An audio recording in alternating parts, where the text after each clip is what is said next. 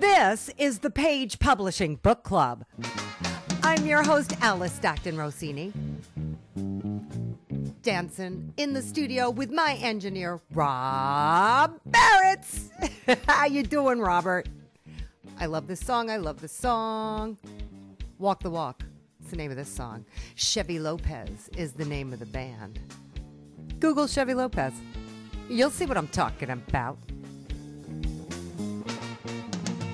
Okay, we are going to get right down to it tonight with a book about the Quran. Now, I don't know, Rob, would you agree that most people don't know anything about the Quran? They don't know what's in it. They don't know what it's really about. And at a time when Muslim radicals seem intent on terrorizing the world, maybe it's a good time for a book that will help us all better understand the Quran. And it's why Zeglul Qaeda wrote Reflections on the Miracles of the Quran. Well, the miracles of the Quran are stories that are told that no human being could possibly have known during that time. They cover a whole wide area of things. It's not necessarily scientific, even though there are a lot of scientific facts in it, but it extends to everyday life. It extends to history and some historical figures. So the miracles are there to be seen anytime over the ages. And one of the miracles is that the Quran was, as promised, it will never be modified or changed. And that has been true for the past 1,500 years. Well, I guess there's a lot of misconceptions about the Quran because these radical Muslims who invoke the Quran when they do outrageous things, that's got to be very frustrating for somebody like you. Absolutely. Absolutely. No different than the other extremist groups, whether be it Jews or Christians or Buddhists, the people who live on the fringe, and they go to the extremes because no religion, Islam included, ever promotes or allows the killing of innocent life. Not one. In fact, there are statements in the Quran that replicate what's actually said in the Old Testament, that the killing of a human being, an innocent person, is like killing the whole humanity. So people should distinguish between the action of the few and the basic teachings of not only the Quran and Islam, but the other faiths as well. Yeah, I mean, how many times is there a horrific murder or a massacre and we get, God told me to do it? It just makes it so frustrating for people who know better. And, your book, it looks like you are really making an effort to help us understand what the Quran is really about. Exactly. But a lot of people take those extremist politicians when they go and attack Islam. They know nothing about Islam. They never bother to read the Quran or even parts of it or even discuss it with any intelligent Muslim being. So it's easy to cover ignorance by attacking blindly a faith that is a continuation of the prior faith. In other words, if you read the book, it shows how that Islam is really a continuation of a process that began with the Judaism, going by the Christianity, ending with Islam. And while I was writing this book, actually, I showed some excerpts from it to other people who are considered to be quite knowledgeable about Islam, and they were surprised. They were shocked to see that the revelations are unbelievable. They just cover areas that often people read and without stopping to contemplate or think. So it goes.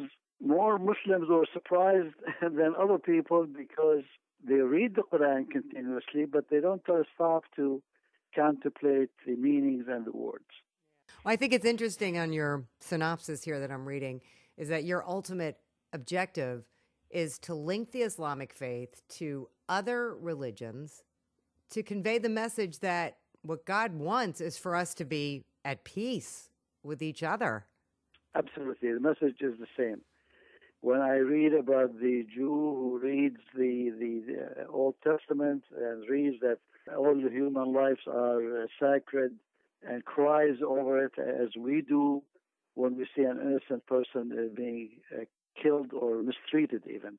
And actually in the Quran and in this book, I mentioned that the Prophet Muhammad was told in the Quran that what has been revealed to you is not different from what was revealed before. Same message. Let me just say, Zaghloul is an engineer by trade, and he's a layman, and he's just hoping that his book helps people understand what his religion is really all about. James Stoop was drafted into Vietnam right out of college in 1979, and because he was a pretty good writer, he got writing jobs and got out of combat. His book tells the story of what life was like off the battlefield, behind the scenes. It's called Behind the Wire. And James, you say by the time you got there, the war was winding down, right? But I had only been there for 5 months, and you had to be there 7 months or longer to go home with the division. So I was transferred to the 1st Air Cavalry Division. Now, my book is about life in the rear as opposed to life on the front lines, almost like the MASH of Vietnam. It's a comedy drama. It shows the absurdity of the war. It shows how guys lived that didn't see combat, because for every 2 guys in the field, there were 3 guys in the rear in support positions, admin, finance, medics. And it is the first book that I have read that completely chronicles the 365-day experience that was Vietnam. It was very much sex, drugs, rock and roll, and insubordination when I was there. 65% of the troops were high most of the time, mostly pot.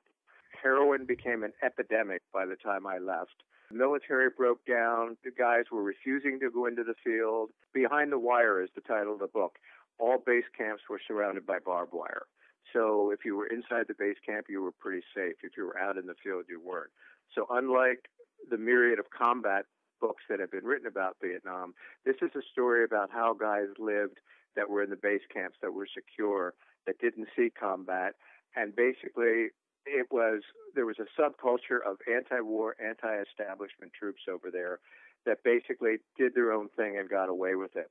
It was just an unbelievable scene. The camaraderie, the brotherhood of the troops that were over there that supported each other, whether they were in the field or not in the field. It was just an amazing, amazing experience. Having been a writer and collected all the writing materials and the letters that I had sent home, it impacted my life so much that I had to tell this story. And before I left, I sued the Army. I had a dissident lawyer advise me on if they ever hassled you and harassed you and started busting your balls, here's something you can do to get back at them within the Uniform Code of Military Justice. And the end of the book shows how I got together with 82 guys in my company, and we went after our captain and battalion commander because of the horrible conditions of food and sanitary and also just harassing us. So we actually sued the Army and won. The whole book tells this one amazing experience after another of things like this that went on behind the scenes. And I had to tell this story, and I had all these notes, and I started writing and making notes and planning the book. But as my profile says, life got in the way, so to speak. But I finally completed a first draft in 1994. And after I retired and moved to Florida, I went back in 2014 and did a complete rewrite of the book, able to maintain the integrity of the book and the story. And if I hadn't had all the notes, and if I hadn't written that first draft in 94, there's no way I would have remembered this stuff, especially in the kind of detail. People that read the book say they feel like they were there with me, and it's just something that I had to do. You know, it speaks a lot to the futility of that war and how it impacted people, but yet it tells a different side to the Vietnam War than the horror of combat and that particular aspect of things. Okay, so like the MASH of the Vietnam War. James, you were so lucky you could write. And writers, did you hear what he said, my Page Publishing Book Club faithful? He felt compelled. That's a magic word. He felt compelled to write this book. And, you know, that's a really big part of the battle. Let's go to Point Pleasant, New Jersey. Why don't we? Right down the coast from our WOR studios. Patricia Ritchell lives in a short town, so it's no surprise you would write a book entitled Patsy the Seagull. Well, as I said in the jacket of my book, I'm a self-proclaimed beach addict. I love every part of it. And I have since I was born when my parents took me down there. Aw. A few years ago, Patsy came up to me and I threw him a potato chip. And little by little, he would come. And he had a damaged leg that he probably caught in a fishing line. And I have a bad foot. And he would come up, and all of a sudden, after a while, he would take the potato chips right out of my hand. And I loved him. So I named him Patsy. And another friend of mine on the beach, her name is Pat, and she has bad foot too. So the three of us were like kindred spirits. So after I gave him only 6 potato chips, because I worried about his cholesterol, he would hop around, sit down with us, and stay for a couple minutes. And he'd nod his head up and down when I talked to him and all, and he'd fly away. And I volunteer and I teach health lessons in my granddaughter's school. So the kids would ask me every year, how's Patsy? Have you seen Patsy? And I'd say, yeah, and I'd tell them all about him and how he liked Cape Cod potato chips, and the kids just loved it. So when my grandchildren were in 3rd grade, the teachers came to me and said, listen, you've got to write a book about Patsy. And I looked at them and I said, I don't want to do that. They said, yes, you do. And you're going to have your granddaughter, who's a fantastic artist, illustrate it. Well, I love Patsy and I love my granddaughter. So I said, yeah, well, maybe. So I came home, thought about it, wrote the book, and that was it. And your granddaughter did the illustrations? Oh, yeah, she is so gifted. Didn't get it from me. Oh, my gosh. And you just found Page Publishing? Yes. It was just so weird, how I just, I sent it to somebody down here at the shore who was also a publisher, but he never got back to me. And I sent it to Page Publishing, and all of a sudden they accepted it.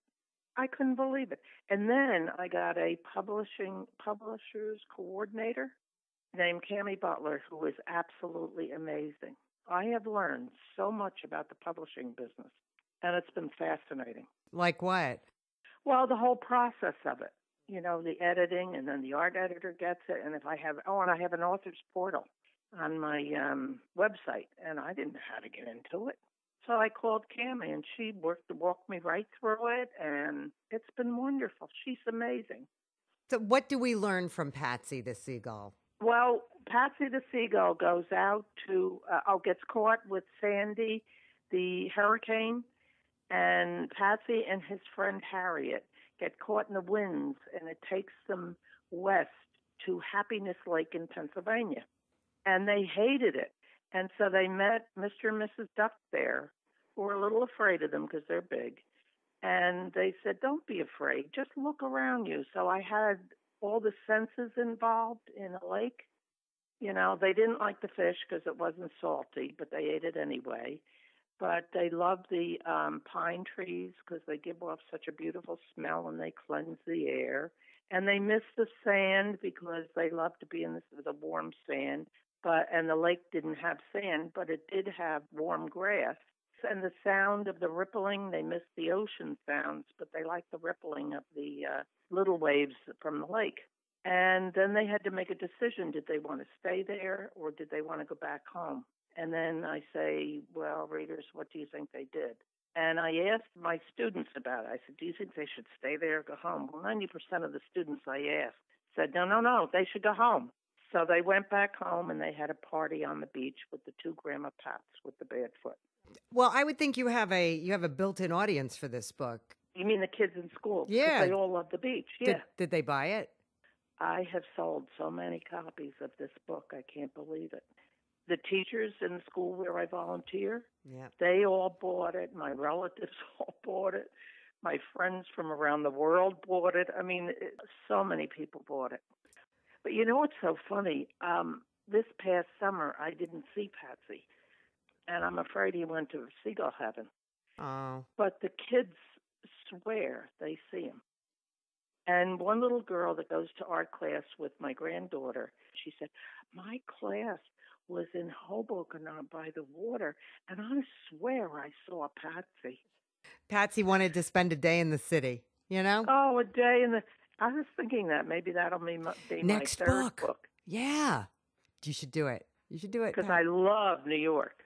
You should do it. That would be hilarious. A seagull in New I York. did write a sequel. Did you know that? No. Is it coming And out? Page Publishing accepted it. That's awesome.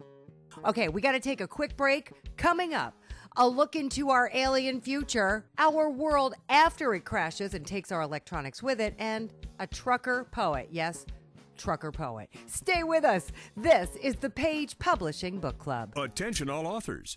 Page Publishing is looking for authors. Have you written a book and want to get it published?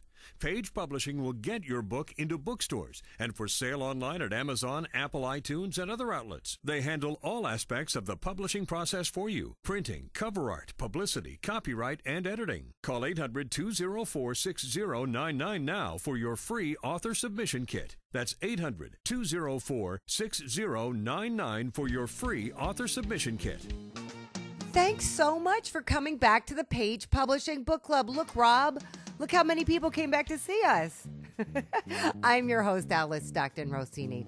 IT guy by day, writing with a passion by night, inspired by Stephen Hawking, who answered the question, could mankind be invaded by aliens? With the answer, of course we could, and we will. Burton Lead took that and ran with it for his book entitled 2094. Burton, why 2094? Because it's a year and an inflection point. It's when a lot of things come together. Now, I should tell you that that's a timeline that comes now to 2094 because I fill in the reader the history of the 21st century, and then we go on from there. It's the inflection point because it's the crises of the century. The climate crises, the economic crises, the social crises all come about this period of time when we actually make contact with aliens, not on the best of terms with alien contact. It's a very difficult one, and it's a contact with a civilization. It's got characters throughout it that take you from 2094 up into the middle of the 2200s, and that period of time is a period of great crisis for mankind and alien wars. It's about whether man can survive, does survive. How does mankind survive if he does at all? And how do we overcome this crisis, the alien wars, the exploration of the exoplanets, the finding of who we are, because that's where it comes to in the end, finding who we are in this galaxy of ours. It's about mankind's time of self-discovery, not just on this planet, but in the galaxy as a whole. And it takes us from now to the middle of the 2200s. I promise a fun read, an entertaining read. That's what I will give my reader. This is what you need to know. There's a bunch of things. Yes, there's sci-fi, and there's the Heinleins and the Orwells and all of those people, but there's also the ancient classics. There's military history. There's political sci-fi like Orwell. And so it brings together a lot of different strains of sci-fi. So it's hard to pigeonhole in one kind of sci-fi or another. But it's almost written as if it were a historical novel, but in the future. How fun is that? That's right. You're going to take this to the bank. Since if you won't be here in, 2094, here's what's going to happen. So before you die, you know. Yes. Yes. The difficult part is how does mankind get through it? How do we overcome? How do we meet these challenges and overcome them? Because it's alien wars, it's planetary conquest, it's finding our species among other species in the galaxies, and how much like we are them and how much we're different. That's the amazing thing about the book. All right, Burton, I believe you. Our next author also imagines our world in distress. William Crute wrote The Greenhouse Near Loveville. Now, the hardest question is the first one, William. What's your book about? Well, that's the hardest question for me. I don't know about other writers. I guess it's 282 pages, and then I've got to squeeze it into, 1 or 2, 3 sentences, something like that. Who's Morgan Armstrong? Yeah, okay, he's the protagonist, and it's really broken into 3 parts. The first part has Morgan in his heyday, I guess it is. He's having a good time in life. He's middle-aged, I guess, on his 3rd wife. And his reason for being is really to make money. And he's a little bit loose with his scruples. And but he's a guy that can say anything, do anything that he wants to, and can get away with it. So he plays hardball with somebody you probably shouldn't have played hardball with, and ends up being framed for murder and goes to prison, where he has to live a life he's not used to, where people tell him what to do, when to do it, and how to do it. But he learns a lot of things with that experience in prison, especially with the warden, who was a woman, and her name is Catherine. And his roommate or cellmate has been there 20 years and really hasn't spoken to anybody in 20 years. But Morgan is able to strike up a friendship with him, and that leads him into some really funny things and money-making things, actually, from prison.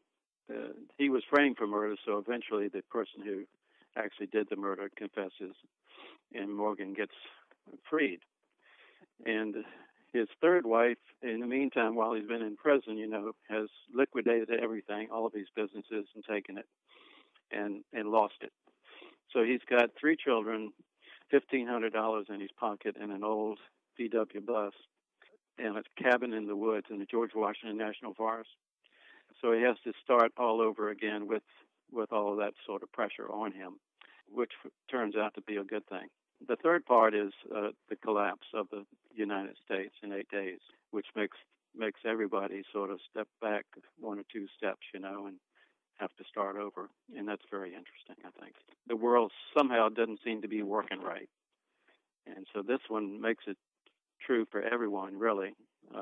Maybe the wealthy have an advantage, but not much when everything's sort of no electricity, the grids go down. And actually, it kind of makes life better in that they have to learn how to do something and make something rather than just go to work and push some keys. The United States falls apart in 8 days. In 8 days, the whole government, everybody stands down. Everybody's gone. The Supreme Court, president. So you've got anarchy and chaos. So that kind of puts everybody on a level playing field at that point. That's right. That's somewhere in the description of this book. That's what I say. Everybody has to start over, and it levels the field as much as he can. Somebody like Donald Trump has still got $10 million or $10 billion or $4 billion, whatever it is, but still he's got a lot of problems because the banks are gone, Wall Street's gone, just about everything's gone, and they're back in the 18th century. You know what? That's like, during 9/11, we had no cell phone service, and Yeah. there's a whole generation of kids, of people now who don't even remember what that was like. But when you couldn't you turned your computer on and there was no signal, you went to use your phone and you couldn't get through. Let me tell you, that does something to you. So it does. It's quite interesting that you put that concept forward again. Thank you, William. See, not so bad, right? We have time for one more, right, Rob? All right. Poet and trucker, 2 words you don't normally find in the same sentence, right? Well, that's who Lance Figgins is. He's the author of Poetic Trucker, Broken Dreams. And Lance, you're talking to us from a storm somewhere in the Midwest right now, right? What are you going to do, sit and write some poetry? That's probably what I'm going to do. I'm going to do some editing on the book and maybe write some more. Jeez. Now, did you just suddenly find poetry one day? Absolutely. I hadn't written anything since creative writing in high school when I graduated in 1978. And been a trucker most of my life, and I just started writing, and I had a kind of a year of bad luck. And in the middle of this, I thought I was losing my marbles, and I talked to a friend that's a psychologist, and she told me to start writing this stuff down. So I started writing it down, and next thing I know, it's starting to rhyme. So now I think I'm going crazy. And I sent some of these poems to people that I know, and they all said the same thing. You've got to find a publisher. Okay. So I sent poems to different publishers, and Page was the one that made me the best deal. How many poems? There's 105 in my first book, and to date I've got 360 written. So the second book is done, the third book is done, and pretty good chunk of the fourth one done. Jeez, that's a lot of poems. And you did that in a year? Yeah. I started writing a year ago, September, and I had no intention of ever writing a book. That was the last thing on my list, and it looks like it moved to the top of the list pretty fast. Did it help you deal with some of the stuff you were going through? Yeah, it did. What happened is a 25-year marriage caved in. A month after that happened, my truck, I'm an owner-operator. I own that blue truck that's on the cover of that book, and the motor blew up. And a couple months after that, I had a heart attack. And a couple months after that, me and my ex tried to fix things, and that fell apart. And I met another girl, and that fell apart. And my ex came home and left again. Like I said, in a year, I had more bad luck than I had good luck. But you keep on driving, don't you? Oh, hey, the government needs my tax money, I guess. I hear you. Wow, Lance. Well, I've heard that from a lot of people. People have written books, and they were inspired by tragedy. And, a shrink or friends or, said, hey, write it down. And next thing you know, look what you got. I've had friends tell me your poetry is absolutely fantastic. I've had a number of people say that they bought the book and they were just going to read a couple poems and then put it down. And 2 pots of coffee later and 180 pages, they quit because they ran out of book. That's happened a lot. I mean, I can send you, I'll bet, a dozen messages of people have told me that. A friend of mine said that after he bought my book. He said, for those of you who know Lance Figgins, this would be the last thing you'd ever expect to see. Not only has he written a book of poetry, it's really, really good poetry, and you'd expect to see him in greasy coveralls working on a race car or on a semi. Hey, you know what they say, Lance? You can't judge a book by its cover. Be careful out there. And you, my Page Publishing Book Club faithful, keep coming back for more stories, more inspiration, more fun on the Page Publishing Book Club. Same time next week, same place, 710 WOR. Have a great weekend.